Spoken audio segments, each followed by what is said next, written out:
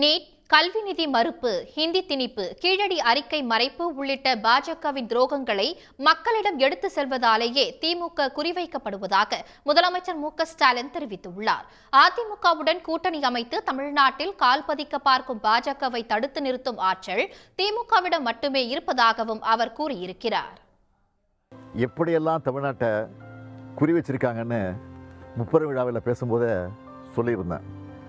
அவங்களால நேராக நுழைய முடியலன்னு அதிமுக கூட சேர்ந்துக்கிட்டு என்னென்ன பண்ணுறாங்கன்னு எடுத்து சொல்லியிருந்தேன். தொகுதி மறுவரையறை, நீட், எஸ்ஐஆர், கல்வி நிதி மறுப்பு, இந்தி திணிப்பு, கீழடி அறிக்கையை மறைக்கிறதுன்னு இந்த லிஸ்ட்டு பெருசாக இருக்குது. அதையெல்லாம் பொதுமக்கள்கிட்ட எடுத்து சொல்லி கடுமையாக எதிர்க்கிறதுனால தான் திமுகவை டார்கெட் பண்ணுறாங்க. அவங்க கூட்டணிக்குள்ளேயே பல குழப்பங்கள் இருந்தாலும் திமுக வந்துடக்கூடாதுன்னு குறியாக இருக்காங்க. பாஜகவை எதிர்க்கிறதா வெளியில் நிறைய பேர் சொல்லிக்கலாம். ஆனால் அனுபவம், வலிமை, கொள்கை தெளிவோடு பாஜகவை தடுத்து நிறுத்துகிற ஆற்றல் திமுகட்ட மட்டும்தான் இருக்குது. இது தமிழ்நாட்டு மக்களுக்கு நல்லா தெரியும்.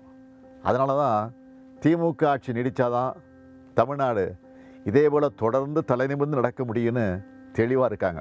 ஓரணியில் தமிழ்நாடு பரப்புரை முன்னெடுப்பில் 1 கோடிக்கும் அதிகமான குடும்பங்கள் இணைஞ்சிருக்காங்க. இவங்க எல்லோரும் சேர்ந்து தமிழ்நாட்டை தலைவலியும் விடமாட்டோன்னு உறுதிமொழி எடுத்திருக்கிறோம். தமிழ்நாட்டு மக்கள் எல்லோருடைய மனசுலையும் இருக்கிற உணர்வைத்தான் முப்பெரும் விழாவிலையும் வெளிப்படுத்தியிருக்கிறோம். உடனுக்குடன் செய்திகளை தெரிந்து கொள்ள சன் நியூஸ் பெல் ஐகானை கிளிக் பண்ணுங்க.